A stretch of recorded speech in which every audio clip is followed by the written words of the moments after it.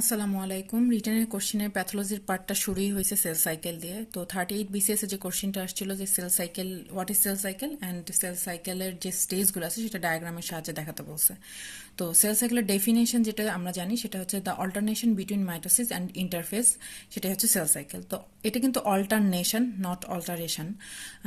Alternation মানে হচ্ছে cyclical ফেজে একটার পর আরেকটাকে আসা, কি সেটাই হচ্ছে অল্টারনেশন। আর অল্টারেশন মানে হচ্ছে টু এক্সচেঞ্জ। তো এটা তো এক্সচেঞ্জ না, এটা হচ্ছে অল্টারনেশন, অর্থাৎ সাইক্লিক্যালি একটার পরে আরেকটা আসাই অল্টারনেশন। এবং সেল সাইকেল হচ্ছে সেটাই, alternation between mitosis and interface. এখন ইন্টারফেসের হচ্ছে তিনটা আবার ফেজ আছে, সেটা হচ্ছে জি1, এস এবং জি2। এখন জি1, এস আর জি2 বাদেও আমরা কিন্তু আরেকটা ফেজের নাম জানি, সেটা হচ্ছে জি0 বা রেস্টিং ফেজ। Resting phase. এখন জি0তে কি হয়? জি0তে মেইনলি থাকে সেই সেলগুলাই যারা হচ্ছে কখনোই ডিভাইড হয় না, অর্থাৎ মাইটোসিসের প্রতি তারা কমিটেড না, নট কমিটেড টু মাইটোসিস যারা, তারাই কিন্তু জি0 ফেজে থাকে। যেমন হচ্ছে পার্মানেন্টলি রেস্টিং সেল নিউরন, ও কিন্তু জি0 ফেজে থাকে। এরপরে কোয়েসেন্ট সেল হেপাটোসাইট, সেও কিন্তু আমাদের জি0 ফেজে থাকে। এখন যারা যেই সেলগুলো কমিটেড টু মাইটোসিস তারা কিন্তু এই ইন্টারফেজে এন্টার করবে, জি1 এবং এস এবং জি2 এর মধ্যে দিয়ে তারা যাবে। তাহলে প্রথমেই শুরু জি1 দিয়ে। জি1-এ কি হয়? সেল গ্রোথ হয়। এই ডায়াগ্রামটাতে আমি এটা শো করছি। তো ডায়াগ্রামে দেখা যাচ্ছে যে সেল গ্রোথ হচ্ছে, সেটা হচ্ছে জি1-এ। এর পাশাপাশি এই জি1 ফেজেই কিন্তু আমার ডিটারমাইন হবে যে সেল সাইকেলটা কতক্ষণ হবে, অর্থাৎ duration of the cell cycle determine by G one.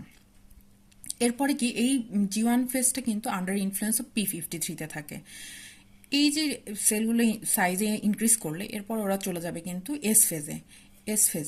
এখন এস ফেজে কি হয়? এস নাম দিয়ে বোঝা যাচ্ছে সব ধরনের সিনথেসিসগুলো এস ফেজে হয়। ডিএনএ, আরএনএ, তারপরে হচ্ছে হিস্টোন প্রোটিন, প্রত্যেকটা সিনথেসিস হবে হচ্ছে এস ফেজে।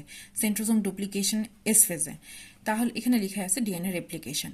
এরপরে এই যে সব সিনথেসিসগুলো হলো এরপরে চলে যাবে তারা জি2 ফেজে। জি2 ফেজে কি হবে? জি2 ফেজে আমার যে এই সিনথেসিস যেগুলো হলো সেগুলোর যদি কোনো এরর থাকে সেগুলো রিপেয়ার করবে হচ্ছে জি2 ফেজ, অর্থাৎ জি2 বা গ্যাপ 2। জি1 মানে কিন্তু গ্যাপ 1। তাহলে জি2 ফেজেও কিন্তু সেল সাইজ ইনক্রিজ করতে থাকবে এবং কোনো এরর থাকলে রিপেয়ার করবে। এরপর এরা এন্টার করবে হচ্ছে এম ফেজে, অর্থাৎ মাইটোসিসের হচ্ছে আমার চারটা স্টেপ আছে। একটা হচ্ছে প্রোফেজ, মেটাফেজ, অ্যানাফেজ এবং টেলোফেজ। এটাই হচ্ছে মাইটোসিস। তাহলে সেল গ্রোথের মধ্যে এই জাস্ট এই ডায়াগ্রামটুকু আঁকাই দিলেই হয়ে যাবে। আর লাস্টে আমি এই যে একটু শর্ট করে খালি দেখাই দিছি যে জি0 মানে রেস্টিং ফেজ, জি1 হচ্ছে গ্যাপ 1, এখানে কি কি হয়, এবং এস ফেজ এবং জি2 ফেজ। এই এম ফেজটা হচ্ছে শর্টেস্ট ফেজ অফ মাইটোসিস, মানে এই সেল সাইকেলের মধ্যে শর্টেস্ট ফেজ হচ্ছে এই মাইটোসিস। এটুকুই।